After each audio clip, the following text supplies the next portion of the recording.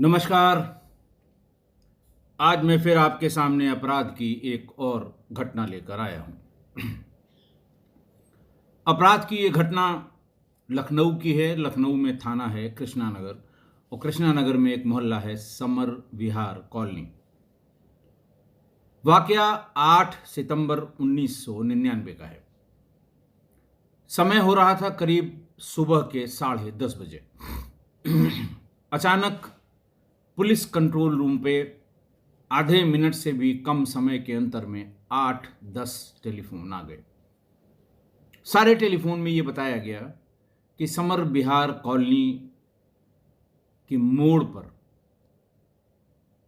विधायक जी की बदमाशों ने गोली मारकर हत्या कर दी है। यह भी बताया गया कि विधायक जी को लेकर उनका लड़का हॉस्पिटल की तरफ भागा है, लेकिन ऐसा लगता है उनकी मृत्यु हो गई है। गंभीर सूचना थी। कंट्रोल रूम में जो ऑपरेटर बैठा था उसने हड़बड़ा के बिना किसी को संबोधित किए हुए CQ कॉल की, सबके लिए कॉल, कि कृष्णा नगर थाना क्षेत्र के समर विहार कॉलोनी में मोड़ पर सिटिंग विधायक की गोलियां मारकर हत्या हो गई।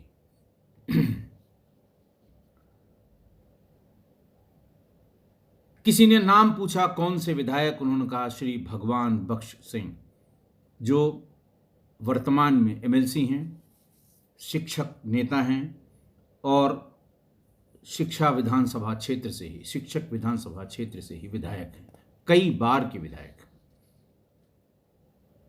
सूचना की गंभीरता जिस किसी ने सुना, IG जोन थे करमवीर सिंह, DIG रेंज थे श्री AK गुप्ता, SSP लखनऊ थे श्री GP शर्मा, अभी हाल में ही उनका देहांत हुआ है। SP सिटी थे Ratankant Pandey, CO Sarojini Nagar Atul Saxena, inspector Krishna Nagar VN Singh और आसपास के सभी थानों के थानाध्यक्ष जो जहां था जैसे था गाड़ियां लेकर कृष्णा नगर की तरफ भागे। इंस्पेक्टर कृष्णा नगर सबसे नजदीक था VN सिंह। उसने मौके पर देखा, ठीक मोड़ पर उनके मकान से 3 या 4 मिनट की दूरी पर एक मारुति कार UP 32N 8392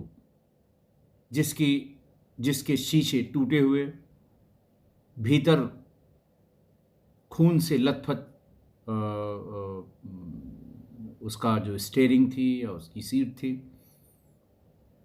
और विधायक जी का लड़का संजीव रत्न सिंह, बड़ा लड़का, पेशे से इंजीनियर था, किसी बड़ी फैक्ट्री में काम भी करता था, वो उनको एक दूसरी गाड़ी पर लेकर फौरन अवध हॉस्पिटल की तरफ भागा। अवध हॉस्पिटल गया, डॉक्टर्स ने देखा, उन्होंने कहा सब बहुत कंडीशन सीरियस है, आप इनको PGI ले जाइए। बेटा बड़ा उनको लेकर PGI की तरफ भागा, लेकिन PGI पहुंचते ही डॉक्टर्स ने उनको मृत घोषित कर दिया। वो अपने पिताजी की बॉडी लेकर वापस समर विहार कॉलोनी आ गए। तब तक सभी वरिष्ठ अधिकारी वहां पहुंच चुके थे। अपनी अपनी तरह से सब अपने मातम पुरसी में जुट गए। धीरे धीरे पूरा इलाका, पूरा मोहल्ला इकट्ठा हो गया। भगवान बख्श सिंह बहुत ही लोकप्रिय, सज्जन, बहुत जानकार, शिक्षा के क्षेत्र में जो उनकी जानकारी से जो लाभ हुआ है उसको जो लोग भी शिक्षा के क्षेत्र में हैं वो जानते होंगे। धीरे धीरे बॉडी वहाँ से फ़ौरन पंचायतनामा करके पुलिस पहला काम करती है कि साहब किसी तरह बॉडी हटाइए यहाँ से, किसी की भी बॉडी हो, क्योंकि बॉडी रहेगी, लोग आएंगे, बैठ जाएंगे, धरना दे सकते हैं, प्रदर्शन कर सकते हैं।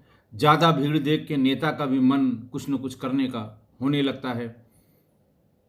फिर कानून व्यवस्था की एक गंभीर स्थिति उत्पन्न हो जाएगी। लिहाजा उनको फौरन वहाँ से ले जाया गया पोस्टमार्टम हाउस में। वहीं पंचायतनामा भर के बॉडी को पोस्टमार्टम जल्दी से जल्दी कराने के लिए पुलिस अपने जुगाड़ में लग गई।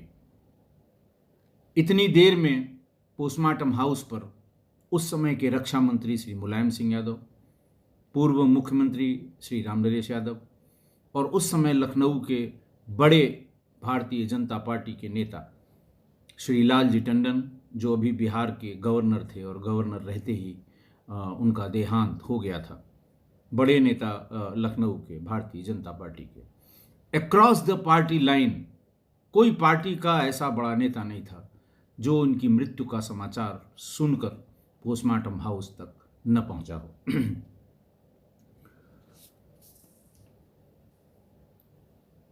चूंकि सुबह 10:30 बजे की घटना थी, एक बजते बजते फौरन विधायक थे, सिटिंग विधायक थे, सारे पॉलिटिकल लोग वहाँ इकट्ठा हुए थे। बहुत जल्दी 1 बजे ही पोस्टमार्टम शुरू हो गया और 3 बजे तक पोस्टमार्टम ख़त्म हो गया। बॉडी उनके बेटे को हैंडओवर कर दी गई। पोस्टमार्टम रिपोर्ट भी हाथों हाथ मिल गई। Cause of death due to asphyxia and haemorrhage as a result of gun shot injuries. जो गन शॉट इंजरी यानी एग्जिट और एंट्री थी, वो सब पोस्टमार्टम में लिखी हुई थी। श्री भगवान बख्श सिंह को कई गोलियां लगी थीं, सिर पर, चेहरे पर, गर्दन पर और कंधे पर। सबसे पहले वहां यह सवाल उठाया गया कि विधायक थे, इनका सुरक्षाकर्मी कहां था। अखबार अपने दृष्टिकोण से, क्राइम रिपोर्टर अपने दृष्टिकोण से करे, साहब ये मार दिए गए, इनके साथ जो सरकारी सुरक्षाकर्मी रहता है वो कहाँ था। नाम पता किया गया, उसका नाम था महेश प्रसाद। ये पता लगा कि साहब वो इनके साथ उस समय नहीं था घटना के समय। जो इनका सरकारी आवास रॉयल होटल में है, वो वहाँ इनका वेट कर रहा था।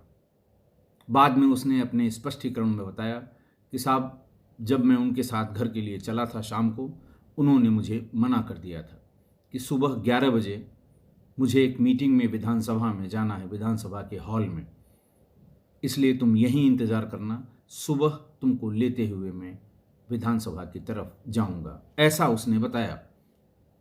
लेकिन उसकी जिम्मेदारी थी, ठीक है वो नहीं ले जाना चाहते थे, तो उनसे कहता कि साहब मेरी ड्यूटी आपके साथ रहने की है। बहरहाल पुलिस ने फ़ौरन उसको निलंबित कर दिया, एसएसपी ने फ़ौरन उसको निलंबित कर दिया। जब सारे भारी भरकम अधिकारी मौके पर उस दिन पहुंचे थे, तो मौके पर पहुंचते ही सबको पता लग गया था कि ये किसने मारा है। यानी मुलजिम का नाम सभी के संज्ञान में आ गया था, क्या वो एसएसपी, क्या डीआईजी और क्या आईजी। उसका कारण ये था कि मोहल्ले में भी वो बहुत लोकप्रिय थे। लोगों की मदद करना, बहुत ही सौम्य व्यवहार, किसी से कोई दुश्मनी नहीं, हर एक के खुशी और गम में कम से कम मोहल्ले में शामिल होना। कोई भी अपनी पीड़ा या दर्द लेकर अगर उनके यहाँ पहुँच गया तो उसे अटेंड जरूर करते थे। इसलिए मोहल्ले का बच्चा बच्चा उनको पहचानता था, उनकी गाड़ी को पहचानता था। बताते हैं कि उन्हें अगर वो अपने घर से निकले हैं तो कभी हॉर्न की ज़रूरत नहीं पड़ती थी कि हॉर्न बजा के किसी से रास्ता मांगें। लोग उनकी इज्जत में या उनके सम्मान में, उन्होंने अगर गाड़ी देख ली तो देखते ही जान जाते हैं कि साहब वही चला रहे होंगे, उन्हीं की गाड़ी है, अपने आप रास्ता दे दिया करते थे। ये उनकी पर्सनालिटी थी श्री भगवान बख्श सिंह की। इसीलिए जब उन पर गोली चलाई गई तो ऐसे कम से कम 20 लोग वहाँ मुख्य मार्ग पर, जहाँ मोड़ पर गोली चलाई गई, मौजूद थे, जो ये जानते थे कि जिनको गोली मारी जा रही है वो श्री भगवान बख्श सिंह हैं। इसीलिए उनका ध्यान गोली मारने वालों पर था और इसीलिए गोली मारने वाले फौरन मौके पर पहचान लिए गए। एक कारण और था उनके, इतना जैसे वो पॉपुलर थे, सब लोग उनको जानते थे, कि एक तो वो अपने साथ कोई पंप एंड शो, जैसे आज की तारीख में अगर नेता चलेगा तो कम से कम 10 तो वर्दीधारी AK-47 या 9mm के असलहे लेकर उसके साथ चलेंगे, जब तक 4-6 पुलिस वाले न दिखाई पड़ें उनका ये मानना है कि लोग उन्हें नेता ही नहीं मानते हैं। लेकिन इसके ठीक विपरीत थे भगवान भक्त सिंह। कभी कभी किसी के छुट्टी जाने पर अगर उनके पास वर्दीधारी गनर भेजा जाता था तो उसको वापस कर देते थे और अधिकारियों से ये अनुरोध करते थे कि साहब मुझे सादे वस्त्र वाला, शैडो उसे कहते हैं टेक्निकल टर्म में, जो छोटे शस्त्र रखता हो और वो भी कपड़ों में छिपाकर, दिखाई नहीं पड़ना चाहिए। उनका ये कहना था कि मेरा कोई दुश्मन नहीं है, लेकिन चूंकि ये मैंडेटरी है कि जो भी जनप्रतिनिधि हैं उनके साथ अधिकारी उनकी सुरक्षा की व्यवस्था करें। बहुत से ऐसे नेता हमें भी अपनी सर्विस में मिले जो सुरक्षाकर्मी लेने से इनकार कर देते हैं, लेकिन हम लोग उनके पास जाके उनकी मान मनोबल करते हैं कि साहब आपका कोई दुश्मन नहीं है, लेकिन तमाम ऐसी चीज़ें हैं कि कुछ लोग अपना नाम करने के लिए ही कि मैंने फला काम कर दिया, इस तरह के अपराध कर देते हैं। तो इसलिए ज़रूरी है कि आप इनको एक अपना सुरक्षाकर्मी जो अनुमन्य है आपके लिए, जो सैंक्शन है आपके लिए, उसको अपने पास रख लें। और उस दिन या वो जो उनके साथ सुरक्षाकर्मी था वो गनर नहीं था, शैडो था। महेश प्रसाद सादे वस्त्रों में रहने वाला, छोटे हथियार को छिपा कर रखने वाला सुरक्षाकर्मी था, जिसको उस दिन सस्पेंड किया गया इस बिना पर कि वो घटना के समय माननीय विधायक जी के साथ क्यों नहीं था। एक प्रत्यक्षदर्शी बबुआ अवस्थी थे, मोहल्ले के ही रहने वाले थे। उन्हें पूरी प्रकरण का संज्ञान भी था। आईजी जोन जब वहाँ उतरे थे तो बबुआ अवस्थी ने आकर बताया कि साहब इसमें बहुत रॉकेट साइंस नहीं है इसका पता करने का। इसको मारने वाले 2 लोग थे, माननीय विधायक जी को मारने वाले 2 लोग थे। एक तो इलाके का शातिर अपराधी नोन गुंडा ब्रिजेश पाल था, जो स्कूटर में पीछे बैठा हुआ था, और आगे जो व्यक्ति स्कूटर चला रहा था वो राकेश सक्सेना था, जो पेशे से वकील है और इसके वकीलों का पूरा गैंग है। वो यही सब धंधा पानी चलाते हैं। उन्होंने कहा कि साहब ये 2 मिनट पहले अपने घर से निकले होंगे। मोड़ पर ये दोनों पहले से ही स्कूटर पर खड़े हुए थे। इन दोनों ने हाथ देके विधायक जी को रोका। चूंकि विधायक जी इन्हें पहचानते थे इसलिए फौरन रुक गए। पीछे बैठा हुआ ब्रिजेश पाल, उसने अपनी पिस्टल निकाली और ताबड़तोड़ बहुत ढेर सारी गोलियां झोंक दी विधायक जी पर, जो उनके सिर पे, गर्दन पे, कंधे पर, इन सब जगह लगी थी। उसके बाद वो दोनों स्कूटर से ही भाग गए। उसके बाद जो हुआ वो भी बताया कि जैसे ही लोगों ने देखा कि विधायक जी को गोली लग गई है, उसके 1 आध मिनट के भीतर ही दौड़कर उनके घर पर लोगों ने खबर की। उनका बड़ा बेटा भागता हुआ बाहर आया और उसने देखा कि पापा की गाड़ी खड़ी है और भीतर वो अचेत अवस्था में स्टीयरिंग पर उल्टे हुए पड़े हैं।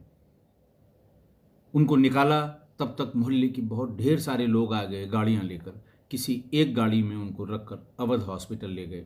वहाँ से उनको पीजीआई रेफर किया गया, लेकिन पीजीआई में डॉक्टर्स ने उन्हें मृत घोषित कर दिया।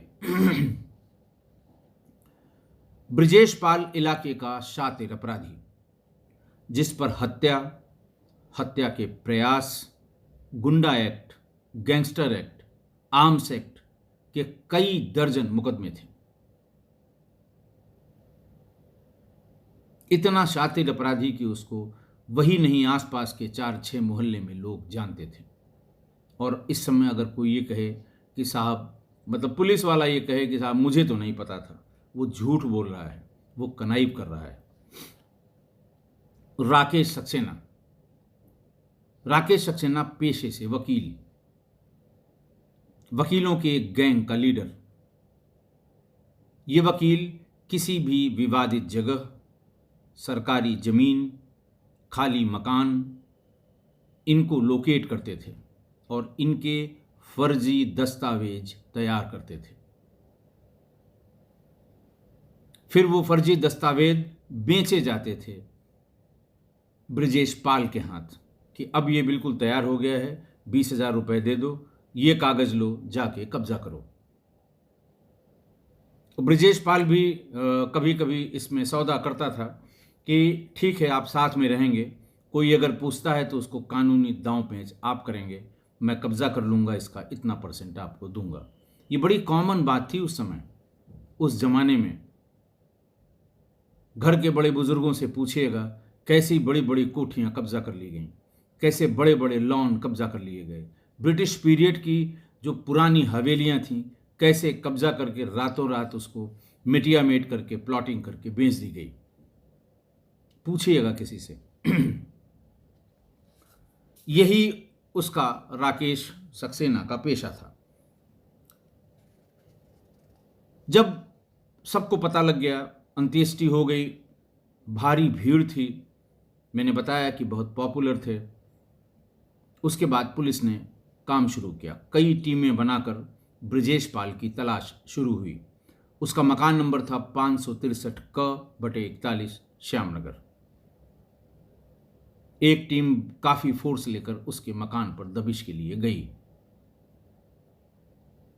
हालांकि सब जानते थे कि वो मकान पर नहीं मिलेगा, लेकिन अगर पुलिस न जाती तो अगले दिन ये भी अखबार में निकलता कि मुख्य अपराधी की पुलिस से साठगांठ। पुलिस ने उसको उसके घर में ढूंढने की कोशिश भी नहीं की। इसलिए कुछ चीज़ें हैं जो जानबूझकर भी सब जानते थे कि वो नहीं मिलेगा, लेकिन पूरी फोर्स उसके यहाँ दबिश दी गई। माँ रामरती देवी घर पे मौजूद मिली। पुलिस के आने के पहले रामरती एक फाइल हाथ में लिए हुए वेट कर रही थी कि पुलिस आएगी, दबिश देगी। पुलिस ने उनसे पूछा कहाँ है। उसने कहा, रामरती ने, कि मुझे बिल्कुल नहीं पता कि वो कहाँ है। हमारा उस परिवार से कोई लेना देना नहीं है। उस लड़के से हमारा कोई लेना देना नहीं है। हमने उसको अपनी प्रॉपर्टी से 6-7 साल पहले बेदखल कर दिया है। बेदखली का कागज, और समय समय पर हमने सभी अखबारों में ये इश्तहार भी छपवाए हैं पैसे देके कि अगर ये कोई काम करता है, गलत काम करता है या सही काम करता है या कुछ भी करता है, उसका हमारे परिवार से कोई लेना देना नहीं है। ब्रिजेश पाल का हमारे परिवार से कोई संबंध नहीं है। और वो फाइल उसने, जिसने ये सवाल पूछा, उसके हाथ में दे दी। फाइल पलटी गई, उसमें बेदखली का कागज और समय समय पर अखबारों में निकलवाए गए कम से कम 25 इश्तहारों के अखबारों की कतरन, डेट वाइज। फला तारीख को अमर उजाला में, फला तारीख को सहारा में, फला तारीख को जागरण में ये खबर छपवाई गई, ये इश्तहार छपवाए गए। ये पेड विज्ञापन होते हैं कि मेरा इस व्यक्ति से कोई लेना देना नहीं है, इससे किसी तरह की खरीद फरोख्त का हमसे कोई लेना देना नहीं है। बहरहाल घटना के कारणों का पता करने के लिए और उसके ठिकानों का पता करने के लिए रामरती को पुलिस थाने पर ले आई कि और कहाँ जा सकता है। बहरहाल वो एक ही रट लगाती रही कि ये फाइल देख लीजिए, मेरा ब्रिजेश पाल से अब कोई लेना देना नहीं है। एक लीगल डॉक्यूमेंट लिए वो घूमती रहती थी, हमारे यहाँ पुलिस दबिश न दे। खैर डिटेल में पता किया गया तो ये पता लगा भगवान बख्श सिंह जी सीतापुर जिले के बिस्वा, बड़ा कस्बा है बिस्वा, वहाँ के रहने वाले थे। और 90F यानी 90F समर विहार कॉलोनी में अपनी पत्नी, 2 पुत्रों और 1 पुत्र के साथ रहा करते थे। विधायक के रूप में जो उनको आवास रॉयल होटल के विधायक निवास में आवंटित था, उसमें उनके क्षेत्र के लोग, उनके जो मतदाता रहे होंगे या जो उनके संगठन के लोग, अगर किसी को किसी दवा इलाज के लिए लखनऊ आना है तो उनके यहाँ रुक सकता है। किसी काम से वो आया है, रात में वापस जाना नहीं चाहता या रात में उसका काम नहीं हुआ, वो भी रुकेगा। और इन सब लोगों के खाने का इंतज़ाम विधायक निवास में ही सरकारी कर्मचारी जो मिलते हैं खाना बनाने वाले, उनके द्वारा किया जाता था। रहते वो अपने प्राइवेट मकान में थे। सरकारी आवास का इस्तेमाल वो अपने क्षेत्र की जनता के भले के लिए किया करते थे। उनके घर के यानी ये 90F समर विहार कॉलोनी के पास में ही एक नजूल की जमीन थी, उसी मोहल्ले में। उसमें कोई एक टूटा फूटा सा किसी की झोपड़ी पहले बनी होगी। गरीब आदमी आते रहते हैं, अपना झोपड़ी बनाई, काम हो गया, चले गए, या फिर किसी की बुरी नज़र उस ज़मीन पे पड़ी तो उसको धमका के भगा दिया। एक नजूल के उस लैंड पे एक झोपड़ी थी। झोपड़ी में एक बिजली का कनेक्शन था। उस बिजली के कनेक्शन पर जो बिजली का बिल आता था, इन वकीलों के जो ये वकीलों का झुंड, राकेश सक्सेना का जो झुंड था, ये जो इनका गैंग था, उस बिजली के बिल पर एक मुंसिफ मजिस्ट्रेट के यहाँ से एक आदेश करा लाए कि साहब 8 साल से मैं यहाँ आवासित हूँ, इस मकान में जिसका बिजली का बिल ये है, और जो इसके मकान मालिक हैं, किसी का फर्जी नाम कि साहब ये जो इनके मकान मालिक हैं, वो कैसे मालिक हो गए साहब ये भी पता नहीं, ज़मीन तो ये नजूल की है, ये भी लिखते हैं, वो मुझे यहाँ से निकालने का प्रयास कर रहे हैं। कृपया इसको स्थगन आदेश इस पर दिया जाए, यानी स्टे दिया जाए। मिसलेनियस मजिस्ट्रेट उस पर एक स्टे पकड़ा देता है कि साहब इनको कानूनन ही आप बेदखल कर सकते हैं, ज़बरदस्ती आप इन्हें बेदखल न करिए। बस वो कागज़ हाथ आ गया और उस पर उनका स्वामित्व हो गया, जिसके नाम से बिजली का बिल आ रहा था। ये कागज़ तैयार करा के और उसका स्वामित्व टेढ़े मेढ़े तरीके से बताकर ब्रजेश पाल को ये बेचा गया। ब्रजेश पाल ने उसके एक हिस्से में मार्केट बनवाने के लिए नींव खुदवानी शुरू कर दी, दूसरे हिस्से में वो उसको बाउंड्री कराने लगा। घना बसा हुआ मोहल्ला है, मोहल्ले के लोग उसको देख रहे थे। बनाने वालों से किसी ने पूछा होगा कि भैया क्या बन रहा है, उनका साहब ये शॉपिंग सेंटर बन रहा है। वो भी पूछा कि इसका गेट, इसका मुख्य दरवाज़ा किधर होगा। बनाने वाले ने बताया कि साहब जो डिज़ाइन है उसके हिसाब से ये कॉलोनी की तरफ होगा। जैसे ही पता लगा, आपस में मरमरिंग हुई, पूरी कॉलोनी बाहर आ गई कि साहब कॉलोनी की तरफ इसका मार्केट का दरवाज़ा करने की कोई तुक नहीं है, कोई ज़रूरत नहीं है। यहाँ असामाजिक तत्व आएंगे, खड़े होंगे, यहाँ सब परिवार वाले लोग, बहू बेटियाँ रहती हैं। इधर दरवाजे का कोई तुक नहीं है, इसका दरवाज़ा मुख्य मार्ग पर होना चाहिए। बहरहाल जब तो लोग भीड़ लेके वहाँ तक आते, इसी बीच में ब्रजेश पाल के गुंडे आ गए, हाथों में तमंचा, डंडा और कट्टे लिए हुए। और आते ही जैसे ही उन्होंने तमंचा लहराया, कॉलोनी के वो शरीफ आदमी भाग के अपने घरों में चले गए। घर के भीतर से किसी ने फ़ोन भी किया पुलिस को कि साहब यहाँ बदमाश आए हैं, उन सब के पास तमंचे हैं।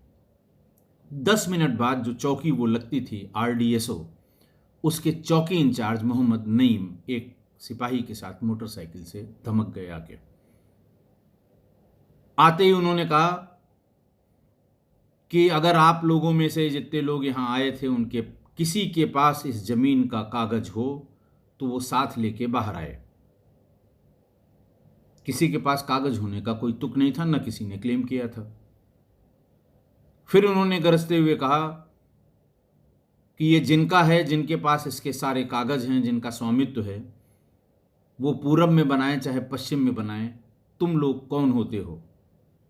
ये उनकी ज़मीन है, वो अपना बना रहे हैं, वो इधर खोलें दरवाज़ा या उधर खोलें, तुम लोग कौन होते हो? तुम्हारा अगर कागज़ पे कहीं नाम हो तो लेकर आइए। मरता क्या न करता, सब अपने घर के भीतर ही रहे। शाम को जब ये कंस्ट्रक्शन का काम, बल्कि अगले दिन, उसमें से 4-6 संभ्रांत तो बुज़ुर्ग लोग विधायक जी के घर पहुँचे। परिचित थे, मोहल्ले के थे, और उन्होंने पूरी बात बताई कि कैसे कल दिन में मोहल्ले में गुंडई हुई। यहाँ पर तमंचा कट्टा लिए हुए कुछ लोग आ गए और ज़बरदस्ती एक पीस ऑफ लैंड पर एक मार्केट बनाने के लिए निर्माण कर रहे हैं। आप इसमें कुछ करिए, ये नजूल की ज़मीन है, ये हम लोगों को पता है। आप किसी अधिकारी को फ़ोन करिए, डिस्ट्रिक्ट मजिस्ट्रेट को फ़ोन करिए कि इस ज़मीन की नवैयत की जांच करा लें कि ये ज़मीन किसकी है और किस आधार पर इस पर निर्माण किया जा रहा है। फिर उन्होंने कहा, साहब हमको इससे कोई लेना देना नहीं, सरकार बनाए या ये बना रहे हैं, लेकिन हमारी कॉलोनी की तरफ इसका मुख्यदार नहीं होना चाहिए। उन्होंने पूछा कौन बनवा रहा है, इन्होंने नाम बताया। विधायक जी ने कोशिश की रिकलेक्ट करने की, लेकिन नहीं रिकलेक्ट कर पाए। तो लोगों ने बताया कि साहब जो चौकी इंचार्ज है वो उनकी तरफ से बोल रहा था, वो कह रहा था उसने कागज़ देखा है, वो उसके मालिक हैं, तो कागज़ उनके पास होगा, उन्हीं को बुला लीजिए। विधायक जी ने चौकी पर फ़ोन किया, चौकी इंचार्ज फ़ोन पर मिल गए। चौकी इंचार्ज से कहा कि भाई कल यहाँ गुंडई हुई है, आप चौकी इंचार्ज हैं, आपने क्या किया और ये क्या मामला है, किसकी ज़मीन है, कौन लोग बना रहे हैं? अगर आपके पास कागज़ है तो आप आ जाइएगा शाम को 8 बजे, नहीं तो जो लोग इसको अपना बता के कंस्ट्रक्शन करा रहे हैं उनको ले आइएगा। 2-3 लोग वो होंगे और 2-3 यहाँ के संभ्रांत नागरिक होंगे। हम आमने सामने ये लोग बैठ जाएंगे, जो कुछ इसका हल निकलना होगा कल ही तय कर देंगे। हमें ये अच्छा नहीं लगता हमारे मोहल्ले में इस तरह की कोई मारपीट हो, कोई झगड़ा टंटा हो, ये अच्छी बात नहीं है, कम से कम मेरे रहते हुए।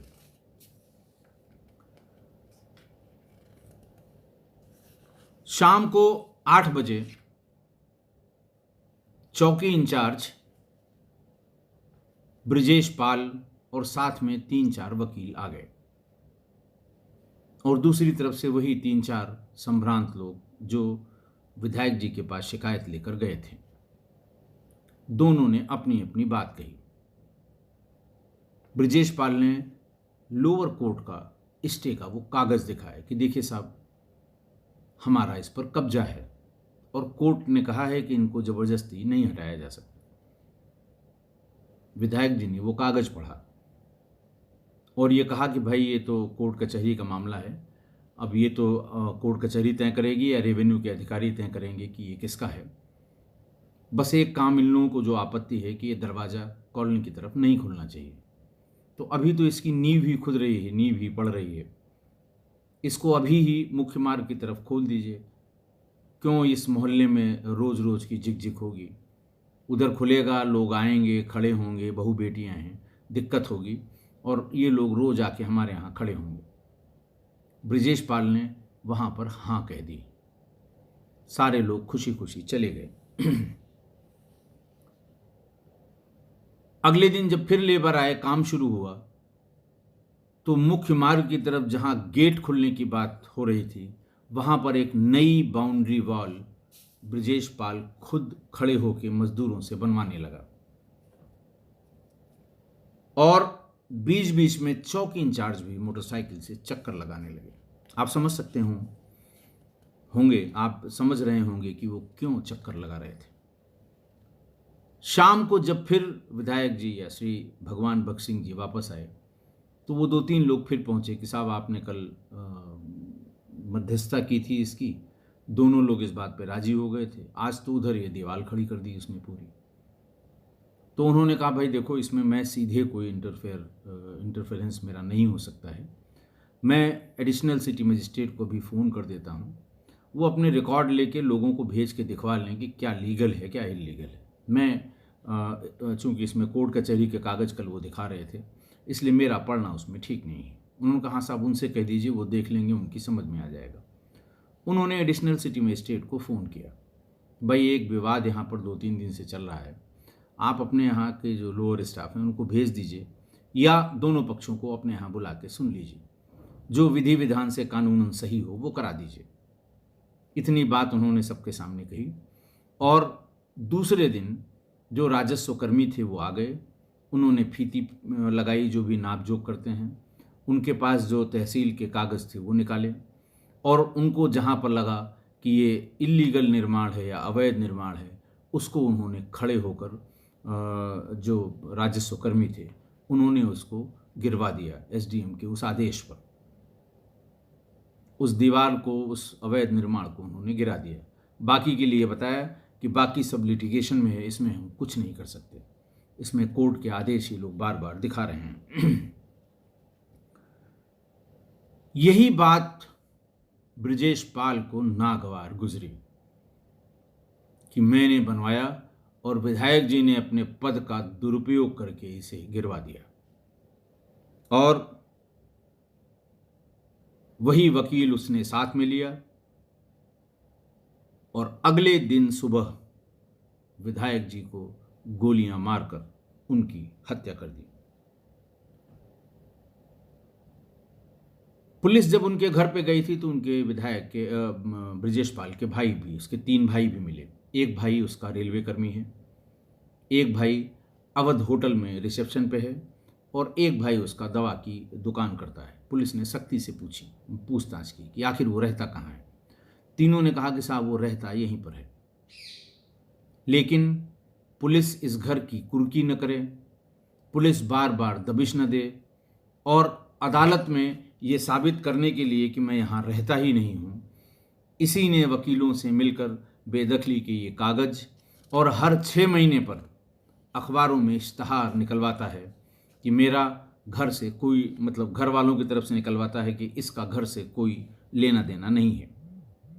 काफ़ी मशक्क़त के बाद ब्रजेश और राकेश सक्सेना को गिरफ्तार किया गया। मुकदमा चला, मुकदमे के रिजल्ट की कोई जानकारी नहीं हो पाई। चूंकि बहुत फेमस केस है, लोग जरूर जानते होंगे, किस्सा कोई परिवार के बहुत से लोग जानते होंगे, तो कृपया आप अपडेट कर दें, मैं परिवार को अपडेट कर दूंगा। आज की घटना, मोहल्ले में अमन चैन कायम रहे, इस कारण विधायक भगवान बख्श सिंह ने मध्यस्थता की, जबकि इस विवाद का दूर दूर तक उनसे कोई लेना देना नहीं था और वो इस तरह के किसी विवाद का कभी हिस्सा नहीं रहे अपने इतने लंबे कैरियर में। उनका कोई दुश्मन भी नहीं था, इसलिए अक्सर वो खुद गाड़ी चलाते थे। चूंकि किसी से दुश्मनी नहीं थी, कोई खतरा नहीं था, तो सामान्य रूप से वो अपने सुरक्षाकर्मी को साथ नहीं रखते थे। जहां बहुत ज़रूरी हुआ विधानसभा जाने के लिए, गेट पर पूछताछ के लिए, तो साथ में एक आदमी होता था ये बताने के लिए कि नहीं साहब ये विधायक जी हैं। उस पर्पस से कभी कभी ले लिया करते थे, अदरवाइज नहीं ऐसा करते थे। लेकिन वो दौर ऐसा था जिसमें पुलिस, अपराधी, माफिया और वकीलों का एक गठजोड़ था और ये बड़ा गठजोड़ था। प्रॉपर्टी के लिए, जमीन के लिए किसी की भी हत्या करने में उन्हें कोई गुरेज नहीं था। सिटिंग विधायक को मार दिया। आप सोच लीजिए कितना आसमान पर उनका दिमाग रहा होगा। वकीलों का एक झुंड, स्थानीय पुलिस की मिलीभगत और शातिर अपराधी, ये तीनों मिलके किसी के भी मकान पर कब्जा कर लेना, किसी की जमीन पर कब्जा कर लेना, किसी की दुकान में कब्जा कर लेना, बहुत आम बात थी उस समय। विवेचना के शुरुआती दौर में ही चौकी इंचार्ज आरडीएसओ मोहम्मद नईम को सस्पेंड कर दिया गया। उनके खिलाफ आपराधिक और विभागीय कार्रवाई दोनों की गई, क्योंकि उन्होंने न तो इस प्रकरण के बारे में अपने सीनियर्स को अवगत कराया, जबकि वो उस मध्यस्थता में मौजूद था। उसको अच्छी तरह पता था कि ब्रजेश पाल का बड़ा आपराधिक इतिहास है, लेकिन उसने किसी को अवगत नहीं कराया। मैंने अपने किस्सा गोई के एक प्रोग्राम में एक इंसिडेंट बताया था। जब मैं एसपी सिटी था लखनऊ में, तो एसएसपी रेजिडेंस के सामने की तरफ लाप्लास एक बड़ी कॉलोनी है। उस कॉलोनी में एक RAW के रॉ के बड़े अधिकारी जो रिटायर हो चुके थे और अमेरिका में रह रहे थे, उनका एक बहुत बड़ा पैलेशियल अंग्रेजों के ज़माने का मकान है। और एक दिन उसमें मंत्री की हैसियत से अमरमणि अपने गुंडों के साथ घुस गया। उसने किया क्या था, उसने एक टेलीफोन का कनेक्शन अपने किसी करीबी के नाम उसी पते पर ले लिया। चूंकि वहां देखभाल के लिए 2-3 नौकर ही थे बस। नौकरों को पता नहीं लगा कि इस पते पर कोई टेलीफोन कहीं नहीं था। कभी टेलीफोन का इंस्ट्रूमेंट नहीं रखा गया, कभी वो बजा नहीं, लेकिन वो कनेक्शन था और उसका जो किराए का पैसा था वो जमा होता रहा। साल 6 महीने के बाद सारे बिल इकट्ठा करके वही मुंसिफ हवाली के यहाँ एक एप्लीकेशन दी गई कि साहब मैं इस पूरी कोठी में किराएदार हूँ और मेरे मकान मालिक फलां फलां जो अमेरिका में रहते हैं वो गुंडों को भेजकर मुझसे ये मकान खाली कराना चाहते हैं। जुडिशियल मजिस्ट्रेट ने, मुंसिफ हवाली ने फौरन एक आदेश पारित कर दिया कि इनको विधिपूर्वक ही बेदखल किया जा सकता है, जानबूझकर जबरदस्ती विधि विरुद्ध कोई काम करके इन्हें बेदखल नहीं किया जा सकता। अमरमणि ने अपने उसमें बोर्ड लगाया नाम का और टेंट हाउस से 50 कुर्सियां मंगवाईं, खुद बैठ गए, गाड़ियां सब खड़ी हो गईं। खैर उस समय हमारे इंस्पेक्टर बहुत अच्छे थे, हमारे सर्किल ऑफिसर बहुत अच्छे थे। जैसे ही ये पता लगा, कुछ बहुत सीनियर ऑफिसर्स ने फ़ोन किया कि भाई ये तो अंधेर हो गई, मंत्री है तो किसी के घर में घुस जाएगा। सारी फोर्स गई, सारा सामान उनका निकाल कर बाहर फेंक दिया गया। एक ट्रक में वो सामान लाद कर उन बेचारे गरीब नौकरों को बांध के जहाँ इन्होंने छोड़ा था, और इनका सामान भी ले जाकर विकास नगर में एक जगह रखवा दिया था जो उसमें पुरानी ब्रिटिश पीरियड के फर्नीचर थे। वहाँ से वो फर्नीचर सब ला के स्थापित किए गए, नौकरों को स्थापित किया गया और फिर उसके बाद इसे खाली कराया गया। अमरमणि त्रिपाठी से अखबारों की सुर्खियां बनी थी। खैर उसके बाद उन्होंने एक और बड़ा कांड कर दिया कि बस्ती से एक लड़के की किडनैपिंग की, बड़े बिजनेसमैन की, और वो किडनैपी उनके आवास पर बरामद हुआ। एसटीएफ ने बरामद किया, मैं एसपी सिटी था उस समय भी वो मंत्री था। उसी दिन शाम को उसको मंत्रिमंडल से निकाला गया और बर्खास्त किया गया। लिहाजा मैं अपने किस्सा गोई परिवार के सभी सदस्यों से ये अनुरोध करता हूं कि अगर वो कहीं बाहर हैं, उनका बड़ा मकान है शहर में या कस्बे में, उनकी कोई प्रॉपर्टी है जो अनअटेंडेड है, उनका कोई और इमूवेबल प्रॉपर्टी है जिसमें उन्होंने किसी को किराए पर दे रखा है, तो 4 चीज़ें इंश्योर कर लें कि उसका जो बिजली का कनेक्शन है वो आप ही के नाम हो। ऐसा ना हो कोई बिजली कनेक्शन फर्जी टाइप का आपके पते पर ले लिया गया हो। टेलीफोन कनेक्शन अगर है, देखिए आप मोबाइल के इस ज़माने में लैंडलाइन फ़ोन आपका एक दिन में लगा देगा कोई, किसी दूसरे का आधार कार्ड लगाकर अगर टेलीफोन कनेक्शन वहाँ लगवा लिया गया, टेलीफोन बजे न बजे। गैस कनेक्शन, आजकल जो गैस में कनेक्शन दिए जा रहे हैं महानगरों में, उसका कनेक्शन आप ही के नाम हो। समय समय पर इसे चेक कर लें कि आपकी पूरी प्रॉपर्टी पर और पार्ट ऑफ प्रॉपर्टी पर इस तरह की जो यूटिलिटीज़ की चीज़ें हैं वो आपके ही नाम हों। अब तो इलेक्ट्रॉनिक दौर आ गया है, जो आप बिल जमा करते हैं वो सब, उन सब की अलग अलग साइट्स हैं। एक बार चेक कर लें कि आपके इस पते पर कोई दूसरा कनेक्शन गैस का, बिजली का, टेलीफोन का लिया तो नहीं गया है। अन्यथा होगा क्या, 1-2 साल ये कंटिन्यू रहेगा। फिर किसी मजिस्ट्रेट के, जुडिशियल मजिस्ट्रेट के यहाँ ये सब डॉक्यूमेंट दिखा के और ये बता के कि साहब मैं इतने दिन से इसमें रह रहा हूँ, फलां इसको क्लेम कर रहे हैं, मुझसे ज़बरदस्ती खाली कराना चाहते हैं, और फिर वो घुस जाएगा।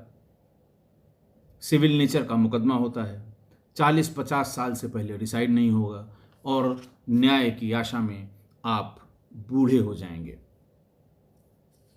इसलिए इसका, अगर आप कहीं और रह रहे हैं, विदेशों में रह रहे हैं और घर पे आपका ऐसा एस्टेब्लिशमेंट है, तो कृपया ये 3-4 चीज़ों पर ज़रूर ध्यान रखें। आशा है आप मेरी इस बात से सहमत होंगे। आज के लिए बस इतना ही। अगर सहमत नहीं हैं तो आप ज़रूर मुझे मेल करें। कमेंट में लिखें। आज के लिए बस इतना ही। बहुत बहुत धन्यवाद।